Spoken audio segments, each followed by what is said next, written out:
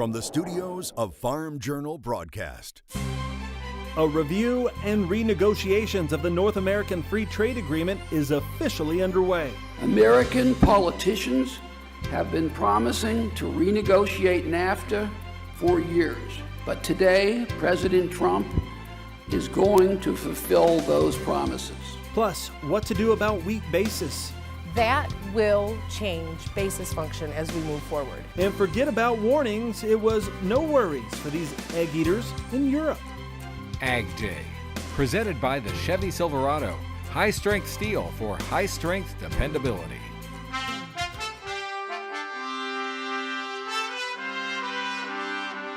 And let the games begin. Good morning, I'm Clinton Griffiths. The first day of negotiations to modernize the North American Free Trade Agreement is now in the books. The chief negotiator for the U.S. says President Trump's intent is clear. That he is not interested in a mere tweaking of a few provisions and a couple of updated chapters. We feel that NAFTA has fundamentally failed many Americans and needs major improvement. Negotiators for Canada, Mexico, and the U.S. sitting down for the first day of what will become months of trade talks between the three countries. National reporter Betsy Gibbon takes a closer look at the first day of action. Representatives with Canada, Mexico, and the United States met in Washington, D.C. for the first of many rounds of NAFTA renegotiations for the North American Free Trade Agreement. They all met with reporters prior to negotiation talks. Hopefully, we will develop model provisions that can be used for years ahead and that have the flexibility to adopt to future innovations that we can't even imagine at this point. While planning for the future of trade, Lighthizer acknowledges NAFTA has worked for American ag. For many of our farmers and ranchers, Canada and Mexico are their largest export markets. Americans send billions of dollars of corn and soybeans and poultry across our borders. Lighthizer also highlighting improvement, saying at least 700,000 Americans have lost their jobs, and the U.S. needs to take trade deficits into consideration. Canada's Minister of Foreign Affairs says Canada's trade with the U.S. is, quote, balanced and mutually beneficial. She says Canada does not view trade surpluses or deficits as a primary measure of whether a trading relationship works. Canada and the United States traded $635.1 billion US dollars worth of goods and services. And that exchange was almost perfectly reciprocal. In fact, the United States ran a slight surplus with us of $8.1 billion US dollars. Mexico's Secretary of Economy expressing NAFTA as a strong success for all parties, but also agrees there's room for conversation. The issue is not tearing apart what it has worked, but rather how we can make our agreement work better. For a deal to be successful, it has to work for all parties involved. Otherwise, it's not a deal. My hope is that together we will produce a result which moves us to freer markets, fairer and balanced trade, and stronger ties between our three countries. Thank you very much, and now we'll get down to work. Lighthizer says there are some examples of the deal he would like to see changed with agriculture. Those include protecting intellectual property, promoting science-based agricultural trade, improving energy provisions, creating strong labor provisions in the agreement, and assuring equal access with agriculture. Meanwhile, the American Farm Bureau Federation was joined by its Canadian and Mexican counterparts to urge negotiators not to dismantle the trade pact, but modernize it to the benefit of all three trading partners. Jointly, the three groups say agriculture has been a big success story of NAFTA. You know, our stand is that we do no harm. This has been a good trade treaty for North American agriculture from Mexico to Canada. And we want to make sure that we have our voice heard loud and clear, that we don't want to harm the gains that we've had in it. The President of the United States is my president too, and he's president of all the farmers and ranchers across this country who played a major role in getting him elected. And he promised not only to make trade treaties more fair for American people, but for all the American people.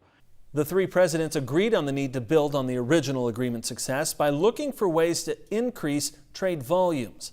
Now, the groups issued their 5 points for modernization, including increased and improved regulatory alignment, improved flow of goods at border crossing, further alignment of sanitary and phytosanitary measures using a science-based approach, elimination of non-science-based technical barriers, and revisions that reflect technological advances such as digital trade. Caution and uncertainty was the reaction from end users in Mexico during my trip there last week. I was a guest of the U.S. Grains Council last week on a tour to discuss NAFTA and buyers' moods ahead of negotiations. We're hearing a lot of uncertainty, I think, on both sides, and definitely a lot of caution. I think that our end users and our customers understand that their businesses couldn't survive without NAFTA. So this is no small matter, and I think they're taking it very seriously, working directly with their government. You can see more from that trip to Mexico on agweb.com. Meanwhile, the U.S. Trade Rep has also been ordered by President Trump to investigate whether China demands U.S. companies to divulge trade secrets in order to trade in the Chinese market. The president signed an executive action Monday asking the Trade Office to explore a possible investigation into China for the alleged theft of American technology and intellectual property. The theft of intellectual property by foreign countries costs our nation millions of jobs and billions of dollars each and every year. For too long, this wealth has been drained from our country while Washington has done nothing. They have never done anything about it. But Washington will turn a blind eye no longer. Trump wants the USTR to dig into Chinese practices that force American companies to share their intellectual property in order to gain access to the world's second largest economy. California farmer John Duarte is settling his dispute with the federal government for $1.1 million. Now, you may remember he was sued by the Army Corps of Engineers for plowing a former wheat field without a Clean Water Act permit. He agreed to pay $330,000 in civil penalties and buy nearly $800,000 worth of vernal pool mitigation credits. Duarte says it was a difficult decision, but the risks to his business and family were too great. He did not admit liability under the agreement. A new report shows dicamba damage is still growing. Kevin Bradley, a plant science professor at the University of Missouri, says complaints of off-site dicamba movement now cover 21 states, stretching from North Dakota to Georgia. Suspected dicamba damage totaling 3.1 million acres. That's roughly 500,000 more acres than last week.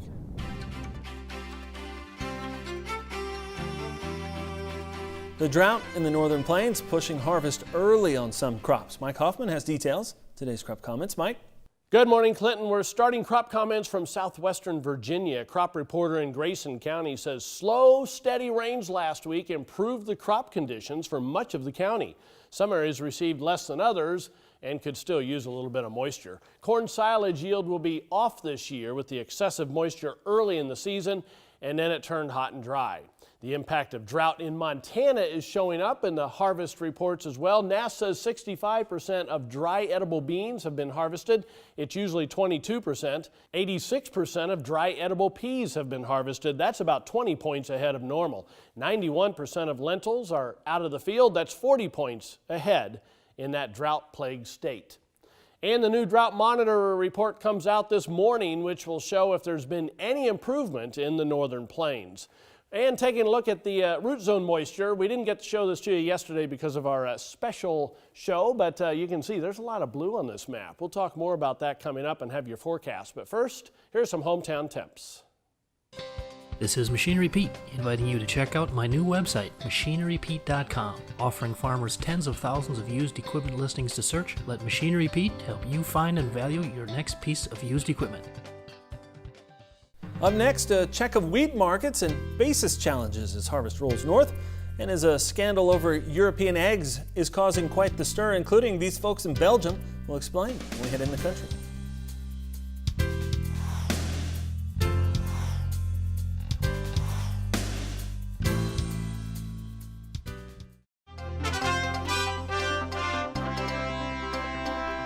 In agribusiness, we saw lots of red on the board Wednesday. Let's get details from the floor of the CME in Chicago. Wednesday's grains, it's a little bit, it's ugly out there, folks. You know, I've been very bullish and obviously wrong, But I think we're now really at the final curtain here, the final decision. I think when you look at corn, you know, if it doesn't hold at these levels, 360 or whatever, I think you've got some major problems. Wheat, if we don't hold, you know, at 450, I think you've got some major problems. And soybeans, I think, are already in some major trouble. As you look at them, the 940 level was a key level to hold, which it did not. Now, today it was a little bit stronger than the rest, but again, 940 was such an important level that I think you're going to see $9. Wednesday's livestock, a lot of pressure there as well. It's been, the whole ag space has been fairly rough today, and we see major down moves in feeders, and fats are actually holding up the best, which of course we are much more bullish to fats at this particular moment. We liked them at 112, full disclosure, and then we re-liked them at 106, and of course I think the rally is on now. I think you look to be a buyer of support levels here. The feeders, we needed at one more print. We wanted to see either 138 to 140, either in August or September. I think that will come into play here finally, and now then we would be turned bullish on the feeder market. I think overall it's going to be a great fourth quarter. When we get down to it, there's going to be a lot of factors out there that can help these markets. That's the way I see it. This is Todd Horwitz from BubbaTrading.com, coming from the floor of the CME Group in Chicago. Wheat harvest pushing toward the finish line as combines roll north. So what about prices for grain already in the bin? Ty Morgan has more. Today's analysis. Here now with Angie Setzer. Angie, I know we have a lot of viewers in the Southern Plains just so frustrated right now with basis and how wide basis can be, and basis I heard in some areas like $1.20 under. At this point, what can you do? There's not much you can do. We have seen the CME Group introduce the VSR, the variable storage rate, into wheat, into the Kansas City wheat market. That'll show up the first part of March.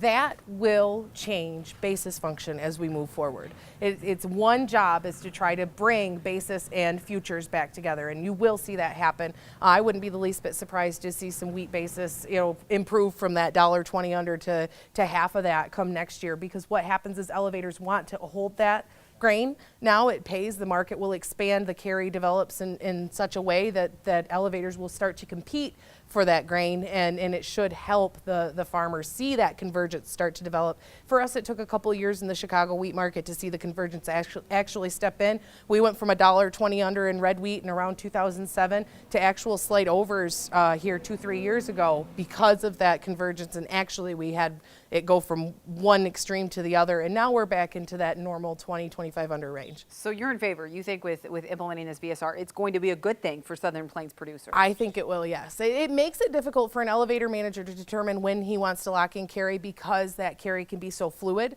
I understand in the elevator manager's situation, I've held out for wider carry and ended up not seeing it. So I can see where that frustration would come in. But from a producer standpoint, you will see some basis firming, and it will be a good thing, I think, long term. So hope long term, but it doesn't change the situation today. There's still plenty of wheat out there, especially if you're dealing with a low protein situation. We can only feed so much at any given moment, so you are going to see full supplies, and elevators still remain with that wheat on hand. The VSR is made to pay those elevators to store that a little bit better.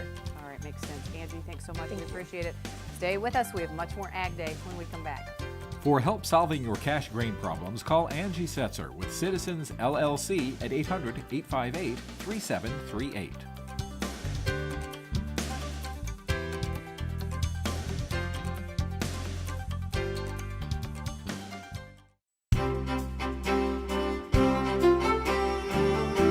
Welcome back to Ag Day. Meteorologist Mike Hoffman checking out the root zone moisture map. And Mike, if we look at this, it's really the central and northern plains where we see they are getting some rains. Right, and that's the good news. They're still in a long-term drought in the Dakotas, eastern Montana, but at least they have been getting some moisture lately, no doubt about it. And there's been a lot of moisture, obviously, across most of the Great Lakes, which are very blue, Gulf Coast area, even down into southern Texas. But there are those dry pockets still in the root zone, and that is central Mississippi Valley down in Arkansas, and also up and down the eastern seaboard from about New York City southward. So those areas could still definitely use a little bit of moisture. Taking a look at the weather map this morning, you can see the big storm system over the northern plains. That's producing most of the moisture this morning. in the form of showers and thunderstorms, and as we head through the afternoon, we'll see some bubble up in the warm sector, but our computer model has been pretty consistent, not showing a lot of moisture with this thing.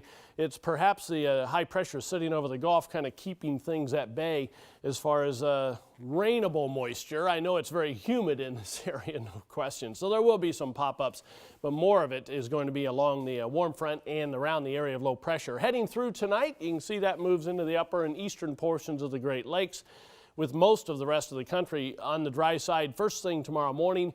By afternoon, though, we'll see things developing again out ahead of this cold front along the eastern seaboard. Unfortunately, I think this is going to be kind of scattered and not widespread where you could use the moisture. Also eastern Great Lakes into New England, and the next front causing a few scattered showers and storms across the northern plain states once again.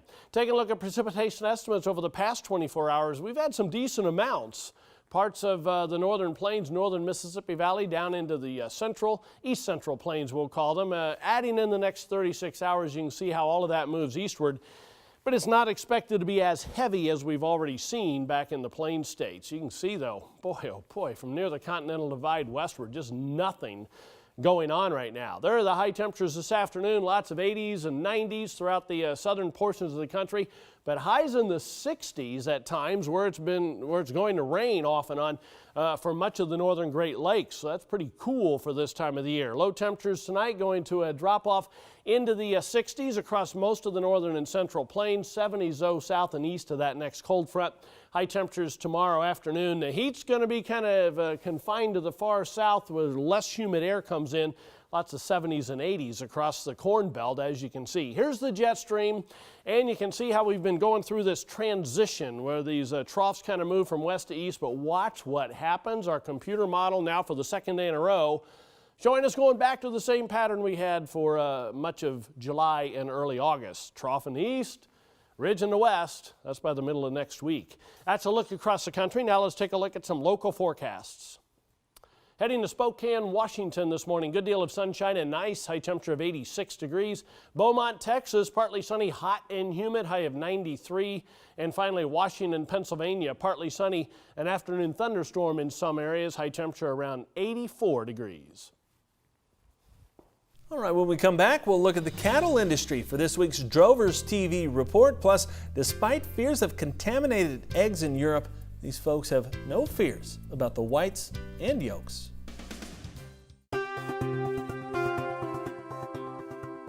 From the editors of Drovers, the animal rights movement refining its goals last week at the National Animal Rights Conference. The Animal Ag Alliance says it's clear the goal is to end all forms of animal agriculture.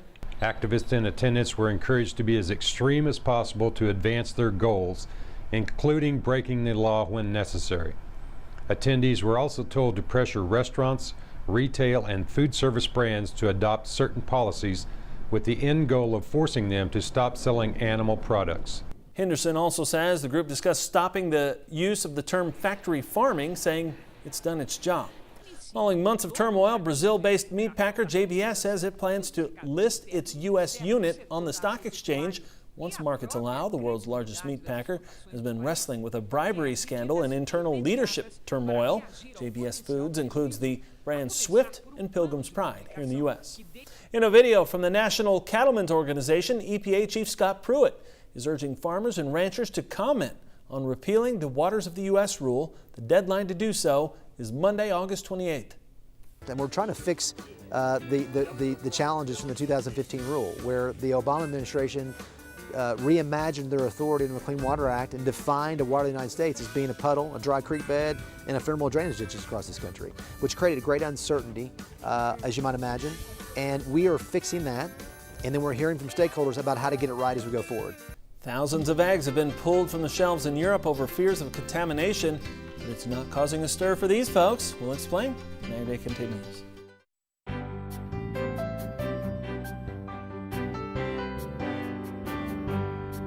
In the country. Brought to you by Kubota's M7 series. Learn more about the largest tractor in Kubota history at Kubota.com. Defying an egg crisis that has shaken European consumers in recent weeks, hundreds of people gathered for the annual Giant Omelette event. The event comes as European Union members have reported receiving contaminated eggs in a growing food scandal. But cooks and volunteers at this big breakfast seemed unfazed. They broke nearly 10,000 eggs that they threw on an oversized pan together with oil, bacon, and green onions before distributing the omelet to the public. Several producers in the Netherlands and Belgium are under investigation after eggs there were found to have been treated with a product containing a pesticide. Now, farms have also been blocked in France and Germany. I do like me a good omelet. That's all the time we have this morning. We're sure glad you tuned in. Start your day with us. For Betsy Chippen, Tyne Morgan, and Mike Hoffman, I'm Clinton Griffiths. Have a great day. AgDay is powered by Ram Trucks, America's longest-lasting pickups.